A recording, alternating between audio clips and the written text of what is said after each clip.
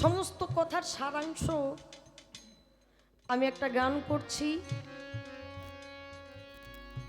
যিনি ভারতের কবিয়ান অসীম সরকার, চিনেন না অসীম সরকার, যার গান আমরা শুনি, কবি গান করেন।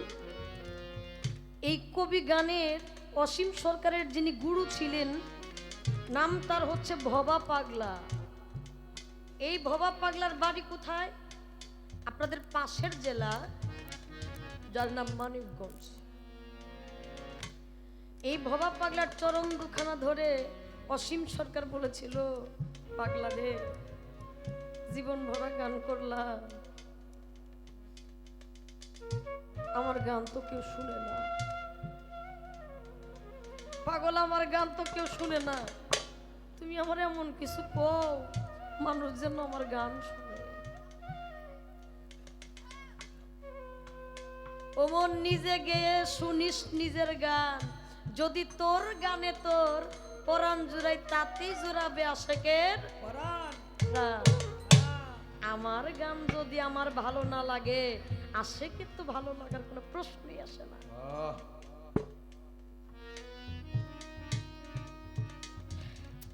সেদিন ভবা পাগলা বলছিল, অসীম রে, তুই এমন ভাবে গান করবি তোর যেন মনে হয় আজকের এই গানটাই তোর জীবনের শেষ গান।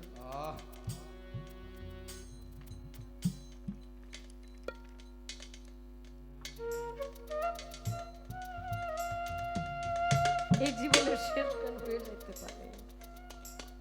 তো সেই অসীম সরকারের গাওয়া একটি গান, লেখা একটি গান, আমি এই সময় গানটা আমার প্রয়োজন বাবা, আমার গাইতে হবে।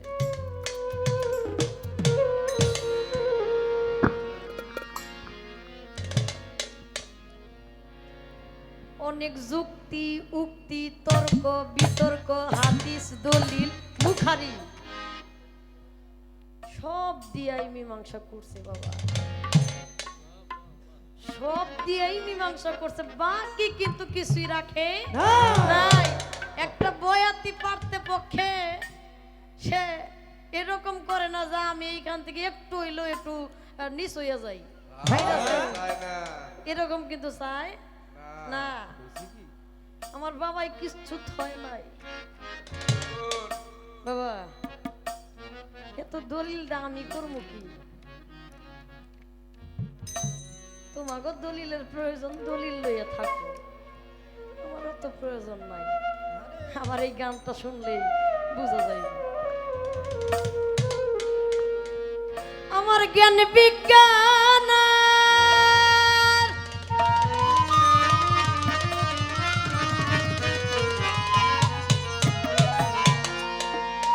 বাতেন চান, জ্ঞান বিজ্ঞান আর যুক্তি প্রমাণ আমার কোনো কিছুর দরকার নেই।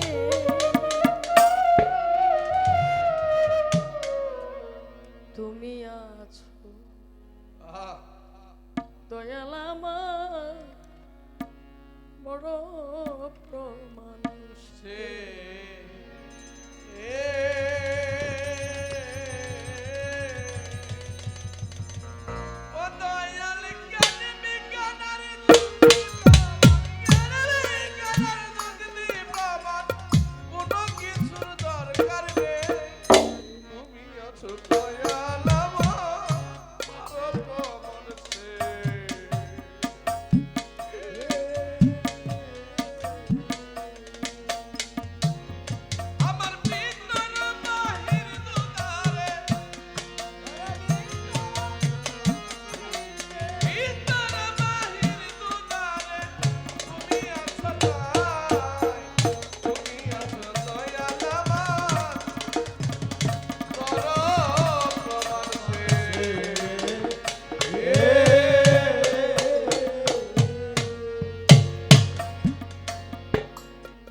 তুমি যখন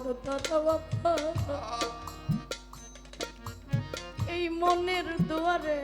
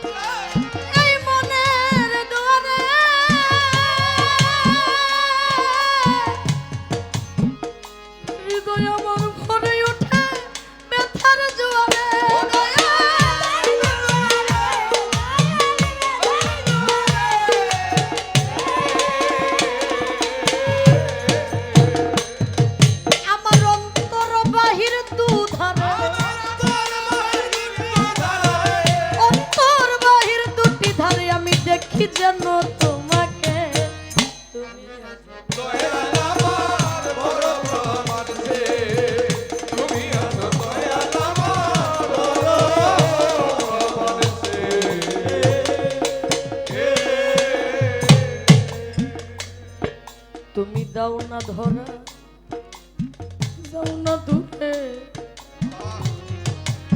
আমাকে রেখে, আড়ালে আড়ালে থাকো লুকাইয়া বসে।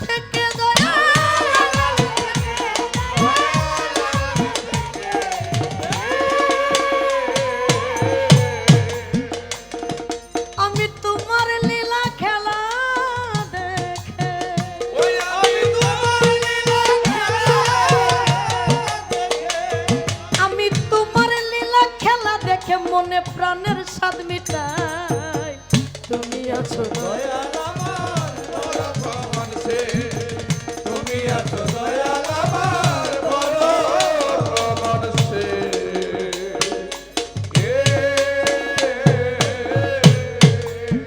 ঘুরিতে চাহি নাই আমার এই অসার সংসারের পিছু, চরণ তলে মাথা রাখিব নিচু, দয়াল রাখিব নিচু, দয়াল রাখিব নিচু।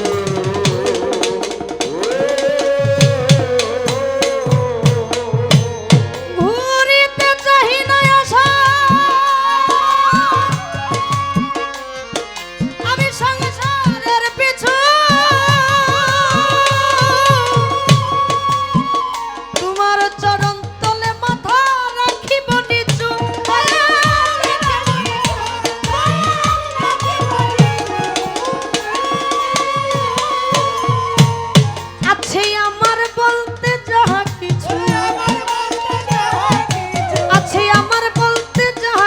সবই তোমায় সপে দে, তুমি আছো দয়াল আমার বড় প্রমাণ সে, তুমি আছো দয়াল আমার বড় প্রমাণ সে।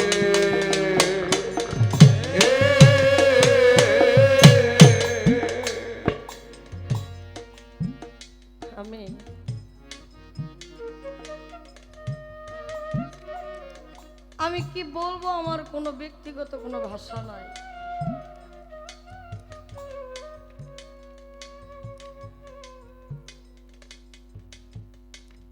আমার জ্ঞান বিজ্ঞান আর যুক্তি প্রমাণ কোনো কিছুর দরকার নেই। তুমি আছো তো এল আমার বড় প্রমাণ সে। আরে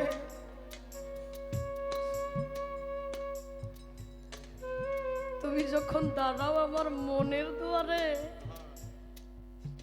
হৃদয় আমার ভরে উঠে ব্যথার জোয়ারে।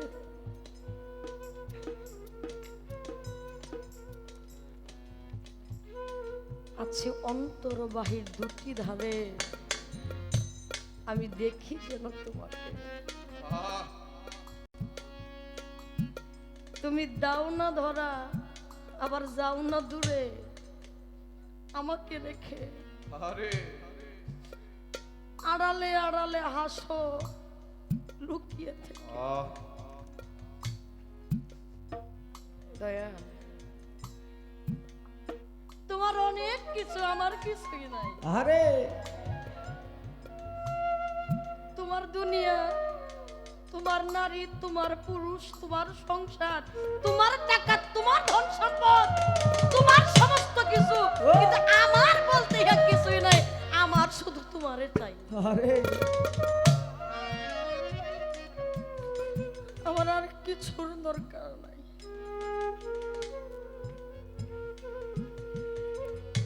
বললেন ভক্তির কথা, মা ভক্তিটা কিভাবে দিবে, দিয়েই মুক্তি পাবে। আমরা জানি মানুষ, আমাদের তরিকতের মানুষ যারা আছে তারা অনেক কথার সম্মুখীন হয়। কেউ ভালো বলে, কেউ মন্দ বলে, কেউ গালিগালাজ করে, কেউ আবার মারতেও আসে, এরকম অনেক হয়ে যায় না? কিন্তু তরিকতের মানুষ যারা, ওই মানুষগুলোর একটা জবাব দিয়ে আসে। কি জবাব? দুইটা হাতে একত্রিত কইরা ওই ব্যক্তির সামান থেকে উঠে আসে। ইহা ব্যতীত তরিকতের মানুষের কোনো ব্যক্তিগত সম্পদ নাই, অস্ত্র নাই। আবার দেখবেন বুকে বুক মিশায়। আবার দেখবেন ওই হঠাৎ দেখা হইলে এইভাবে একটা ভক্তি দেয়, অষ্টঙ্গ। অষ্টঙ্গ মানে আপনারা তো বুঝতেছেন, এইভাবে একটা ভক্তিতে যেভাবে আমরা ভক্তি করলাম, একে অপরকে দিলাম, এটা অষ্টঙ্গের একটা ভক্তি। এগুলো আপনি কোথায় পাবেন? এই হিন্দুয়ানিরা যারা আছে দেখবেন ওরা কীর্তন করে, নাম গায়, রাস গায়, অনেক কিছুই গায় না? ওই কীর্তনের মধ্যে যেদিন নীলা কীর্তন হবে ওই দিন শুনতে যায়েন, দেখবেন ওই কীর্তনিয়া যারা আছে তাদের ভিতরে যে একটা গুরু প্রেম, এখানে গেলে বোঝা যায় আমি আসলেই মানুষ কিনা। আমি অনেক কিছুর পিছনে দৌড়াইয়া আমি আমাতে নয়, আমি মোহযুক্ত হয়ে গেছি। আমি মোহমুক্ত হইতে পারি নাই। ওই জায়গার মধ্যে যখন কীর্তনিয়া কীর্তন গায় ওই সময় দেখবেন আমার বাবাই কিন্তু কথার উত্তর দিয়ে গেছে একে একে দুই ভাবে। আপনারা বুঝেছেন কিনা আমি জানি না। উনি কিন্তু একটা কথা বলছে যে একজন হিন্দুয়ানি ব্যক্তির নাম বইলা বলছিল যে ওনার বাড়ির যেদিন অনুষ্ঠান হয় সেদিন উনি কি করতেন, এই সমস্ত কাপড় রেখে, তার কাপড়গুলো রেখে যখন ভক্ত আসতো এই উলঙ্গ এই সারা শরীর সশরীরে গিয়া ভক্তদের সামনে গিয়া লুটাইয়া পইরা প্রত্যেকের চরণ ধুলা দিয়া নিজের গায়ে সেদিন তিনি ভক্ত সেবা করত। বলছে কিনা? শুধু তাই না, ইহাও বলেছেন যে শ্রীকৃষ্ণ এবং শ্রী রাধিকা তারা উভয়জন হনুমানের কাছে ভক্তি দিয়া তারা পরে রইছিল। কিভাবে? সেই ভক্তিটাকে এই মস্তিষ্ক থেকে বৃদ্ধা আঙ্গুলি পর্যন্ত সর্বস্ব মাটিতে নোয়াইয়া দিয়া দয়ালের চরণে। আসলে বাবা আমি তো মেয়ে মানুষ, আমার তো শরীয়ত বলতে একটা বিষয় আছে। এই যে আপনারা এসে আমার বাবার সাথে বুকে বুক মিশাইতে পারতেছেন, এখানে আমরা তো ওই রকম পারি না। হ্যাঁ, আমি যদি পুরুষ মানুষ হইতাম, আল্লাহর হস্তে বলছি, আমি এই ভক্তিটা দিয়ে দেখাই দিতাম।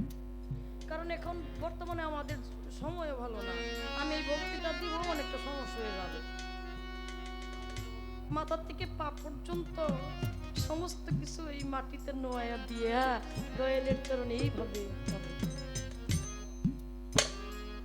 এই ভক্তি দিলে দয়ালের যদি সুদৃষ্টি ভক্তের প্রতি পড়ে, ওই ভক্তের তখনই মুক্তি হয়ে যাবে।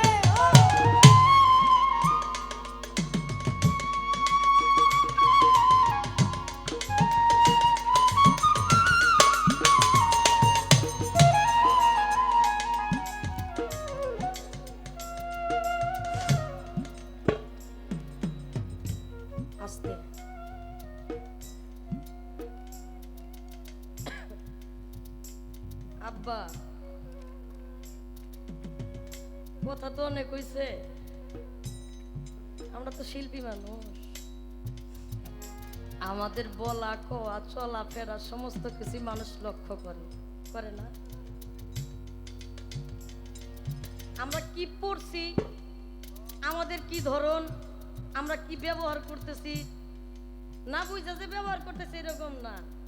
কেউ বেশি বুঝে বেশি ব্যবহার করে, কেউ কম বুঝে কম ব্যবহার করে, আর যে বুঝে না ব্যবহারই করে না, আর কেউ না বুঝে ব্যবহার হ্যাঁ কি বাবা ঠিক না? রাত্র মাত্র 2টার উর্ধে বাজে, সমস্যা কি? কিন্তু কথা কিন্তু বলতে হবে, নয়তো পালা শেষ হবে না। পালার একটা ফিনিশিং আছে। আচ্ছা বাবা,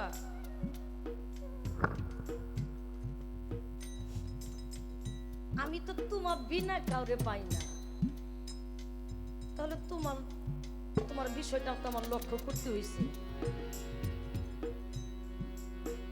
আমার একটু বাসনা, আমার একটু ইচ্ছা,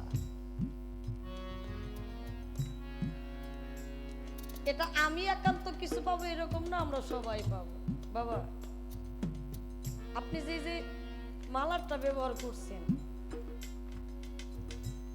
মালাটা যিনি ব্যবহার করছে, মালাটার মধ্যে এটাই তো খেয়াল করে, এটাই মানে ইহা বুঝানো হয়েছে পাক পাঞ্জাতন। পাক মানে পবিত্র, পাঞ্জা মানে পাঁচ, তন মানে দেহ। এখানে পাঁচ যদি হয় তাহলে 5 ব্যক্তি কিন্তু তাহলে 5 জন হয়ে গেছে। আমার একটু জানবার বাসনা, তুমি 5টারে একত্রিত কইরা গলায় রাখলা, গলায় যে রাখলা, এই 5-এর মাধ্যমে কিভাবে আমি 5 জনকে দিয়া কিভাবে একজনকে পাইতে পারি? একে কে আমার স্রষ্টা, আমার, আর যদি বাহ্যিক দৃষ্টিতে আসি, আমার পরম বন্ধু যিনি আমার গুরু, এই 5 জনের ভিতর দিয়ে আমি আপনাকে কিভাবে পাইতে পারি? আর আসতে আমি যে আপনাকে পাবো, আমি আপনাকে চিনবো কিভাবে? এই মানুষটাই আমার গুরু।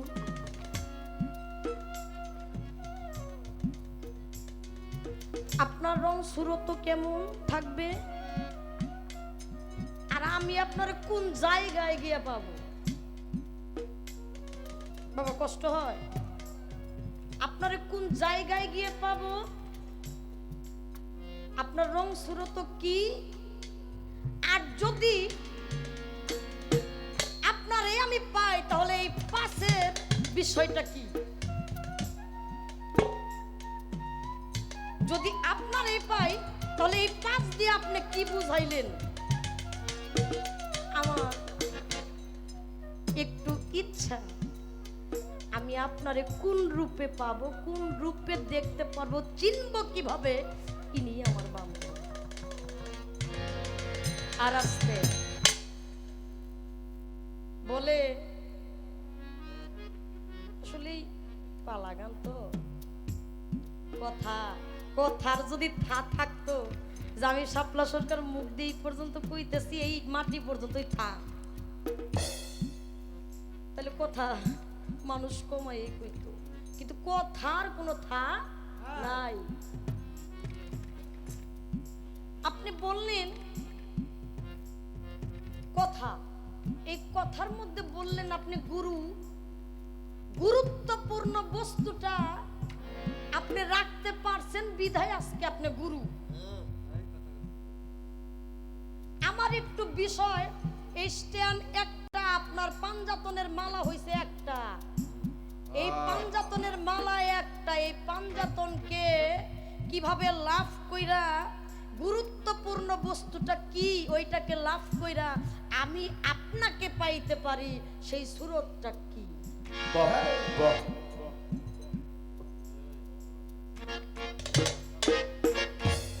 এই কথাতেই শেষ, আমাদের পালার একটা ফিনিশিং আসবে।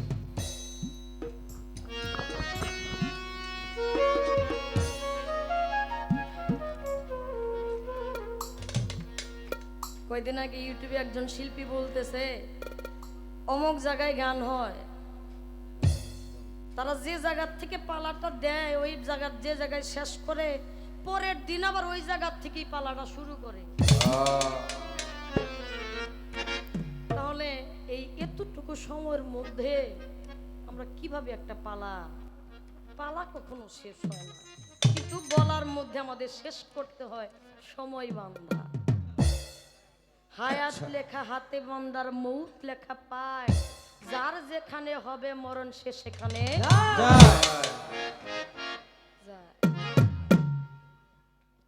ওই যে বাবাই বলছে না, সকালে একসঙ্গে মিলাই চা খাইলাম, বিকেলেই তার গিয়ে কবর দিয়ে আসলাম।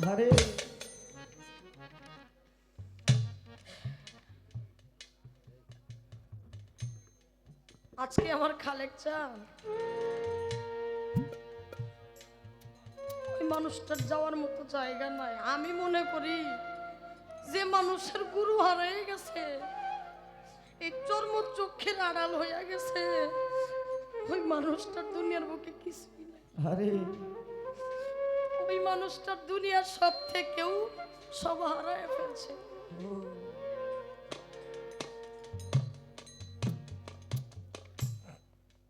রাবিয়া বসরি, যাকে নারীদের মধ্যে আম্বিয়া বলা হইতো,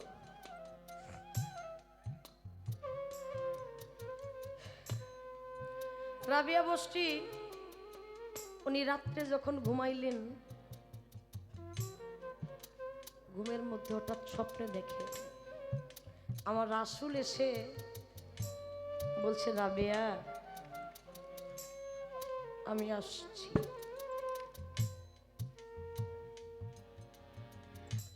ঘুমের মধ্যেই হঠাৎ রাবিয়া জবাব করলেন, হুজুর আপনি আসছেন? বলে, হ্যাঁ, তুমি কি আমারে ভালোবাসো? রাবিয়া বসরি দুইটা নয়নের অশ্রু ছেড়ে দিয়ে বলছিল, হুজুর আপনার পৃথিবীর কে না ভালোবাসে, আমি আপনারেও ভালোবাসি। কই তাহলে একটা কাজ করো, তোমার ভিতরে যে একটা হৃদয় আছে ওই জায়গাটার মধ্যে আমারে স্থান দাও, আমারে বসাও। রাবিয়া বসরি বলছিল, হুজুর আপনি কি আমাকে প্রশ্ন করলেন? বললেন, হ্যাঁ। হুজুর কষ্ট নিবেন না, আমি কি আপনাকে কিছু প্রশ্ন জিজ্ঞাসা করতে পারি? একটা প্রশ্ন। বলছিল, কি বলো।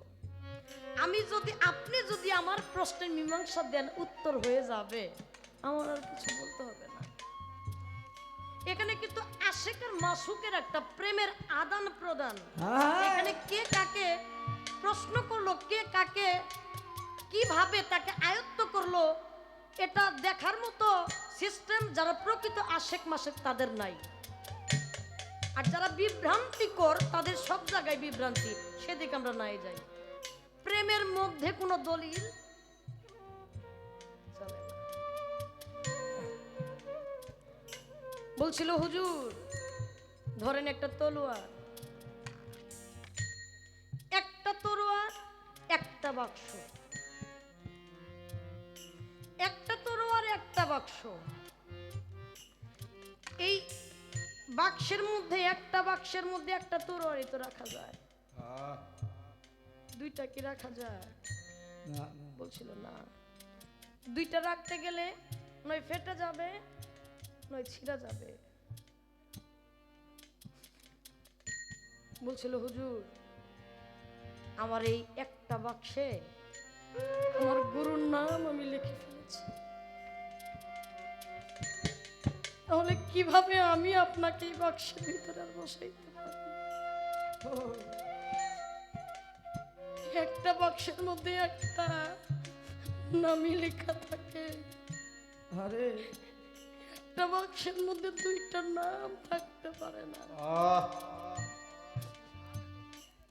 যে যারে ভালোবাসে ওই মানুষটার নামই তার হৃদয়ে জুড়ে লেখা থাকে।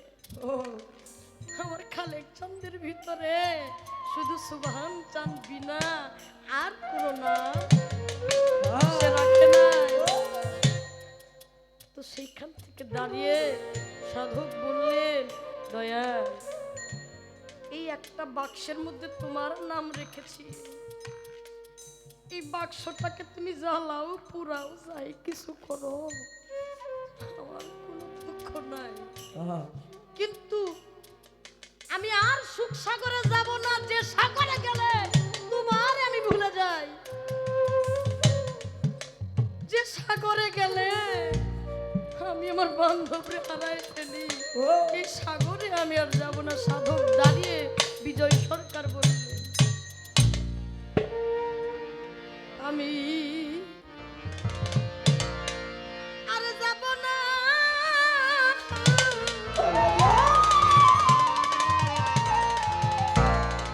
অবদান সুখ সাগরে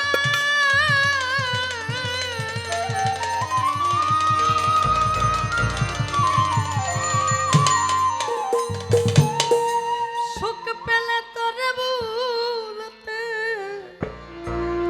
পারিবা যান, সুখ পাইলে তোমার ভুলতে পারি দুঃখ সাগরে পাইবা তোরি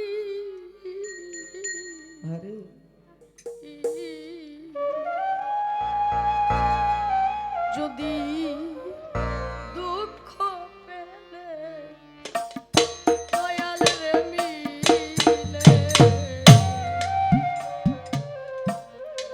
সুবহান জানানি দু সাগরে বাইব তোরি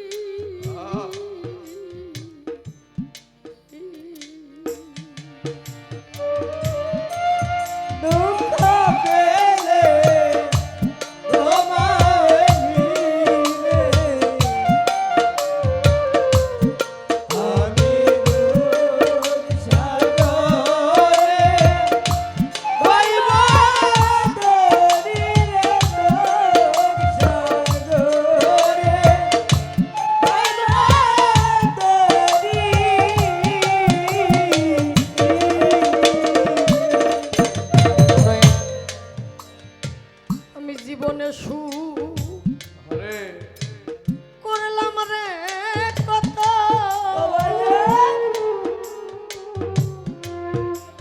সুখ হইল না আমার মনের মতো, আমি হইলাম না দয়ালে অনুগত,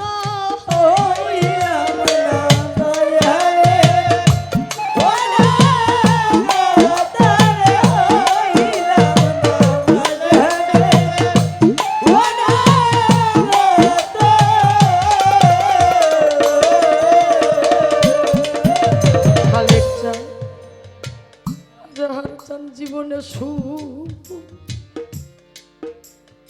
আমি করলাম রে কথা,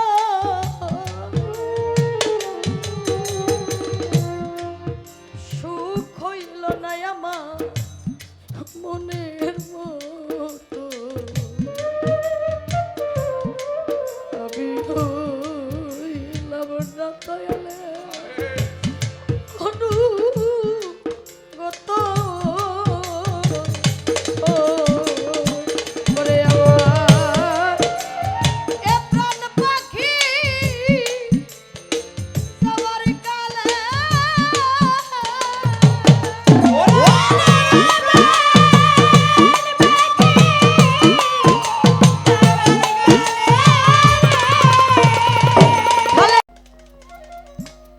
জানেন একটা ঘটনা আমি প্রায়ই বলি, ছোট্ট বাচ্চা মাত্র 6 বছর বয়স, 6 বছর হওয়ার আগেই তার মা মারা গেছে। ছোট্ট বাচ্চার দিক চাইয়া বাবা আর বিয়ে শাদী করে নাই। অনেক মানুষ আছে দেখবেন একটা দুইটা সন্তান থাকতে বাবা মারা গেছে, নইলে মা মারা যায়, বাবাই চিন্তা করে আরে কারে আনু আমার সন্তান গুলো আদর করবো কিনা, কারে জানেন নেবো কি আমার সন্তানের মাও হইতে পারবো কিনা, নাকি আমার সন্তান কষ্ট পাবো। ছোট্ট ছেলের কথা ভাইবা বাবা আর বিয়ে শাদী করে নাই। প্রত্যেকদিন ঘুমায় বাবার সাথে, বুকে যখন বুক রাখে বাবার কলিজাটা ঠান্ডা হয়ে যায়।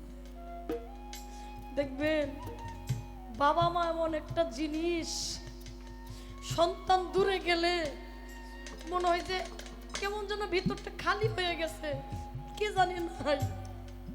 যখন সন্তান আসে তখন বাবা মার কলিজাটা ঠান্ডা হয়ে যায়। এখানে অনেক বাবাই আছেন যার কাঁধে সন্তানের লাশ উঠেছে। ওই বাবা সে যদি মরে যায় তাও এত কষ্ট পাইতো না, সন্তানের লাশ নিয়ে যতটুকু কষ্ট পাইছে। বাবার বুকে ঘুমায়, বাবা সকালে উঠা রান্না করে, রান্না করে বাবারে ঘুম থেকে তুইলা ছোট্ট বাচ্চাটারে মুখে খাওয়ায় খাওয়ায় দেয়। এইভাবে দিন যায়। হঠাৎ করে একদিন ঘুমাইছে, ছোট্ট বাচ্চাটারে মাথায় এই ডানার মধ্যে হাতের মধ্যে রাখছে। ছোট্ট মানুষ তো ঘুমাই পড়ছে বাবার আদর পাইয়া। বাবা দেখবেন বেশি টেনশনে পড়লে মানুষ স্ট্রোক করে মারা যায়, চোখের পলকে মানুষটা চলে যায়। এই মানুষটা ছিলেই নাই। ঘুমাইতে বাচ্চাটা যখন ঘুমাইছে, তার বাবা টেনশন করতে করতে ঘুমের মধ্যে স্ট্রোক করে মারা গেছে। সকালে প্রত্যেকদিন বাবাই ঘুম থেকে তুলে, ওই দিন আর বাবাই তুলে নাই। বাচ্চাটা ঘুম থেকে উঠা ওর আব্বুরে শরীরে এইভাবে ধাক্কাইতেছে, আব্বু আব্বু তুমি আজকে এখনো ঘুম থেকে উঠলা না, তুমি আজকে এখনো ঘুম থেকে উঠলা না। প্রত্যেকদিন আমারে ঘুম থেকে তুইলা আমারে খাওয়াইতা রান্না কইরা, এখন উঠলা না। কিছুক্ষণ কইয়া খেলতে চলে গেছে। খুব খিদে লাগছে। বাড়িতে এসে দেখে বাবা এখনো ঘুমায়, আব্বু এখনো ঘুমায়। আমার ডাকতেছে, আব্বু তুমি প্রত্যেকদিন আমার ডাইকে উঠায় খাওয়াইতা, আজকে আমার ডাকতেও যাও না। আমার খুব ক্ষুধা লাগছে, তুমি তো আজকে রান্নাও করো না। ছোট মানুষ তো বাবার এইভাবে ডাকতেছে, কাছের মানুষ আইসা এইভাবে ডাক উঠে না কেন। ঘরে গেছে, দেখে শরীরটা ঠান্ডা হয়ে গেছে, বাবাই আর নাই। সবাই ধইরা খাটিয়ার মধ্যে তুলে গোসল করায়। ছোট বাচ্চা তো সবার পাঞ্জাবি টাইনা ধরে, তোমরা আমার আব্বুরে কই লইয়া যাও গোসল করাইতে। আমার আব্বু তো আমারে নাইখা কখনো গোসল করতো না, আমারে না খাওয়াইয়া কখনো খাইতো না। আমার আব্বুরে কেন গোসল করাইতো?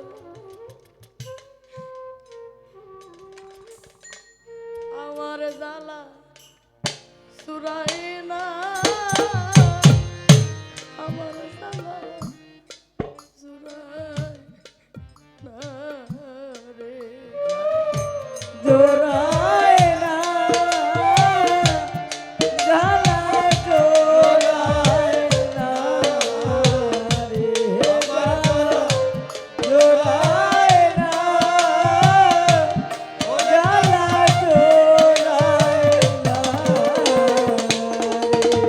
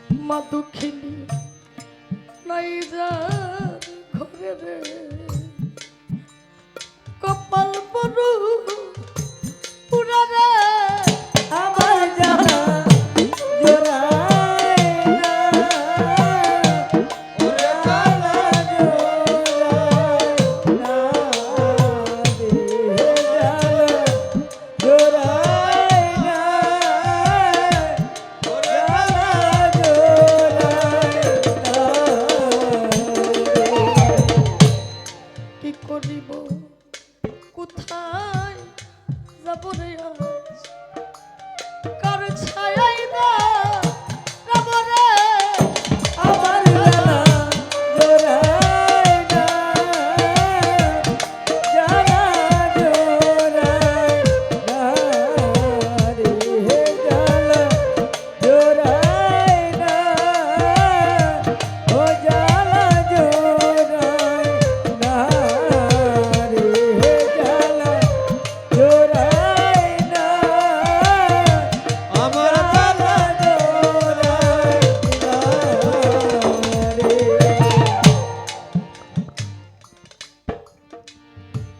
মা ডাক বড় মধুর ডাক করে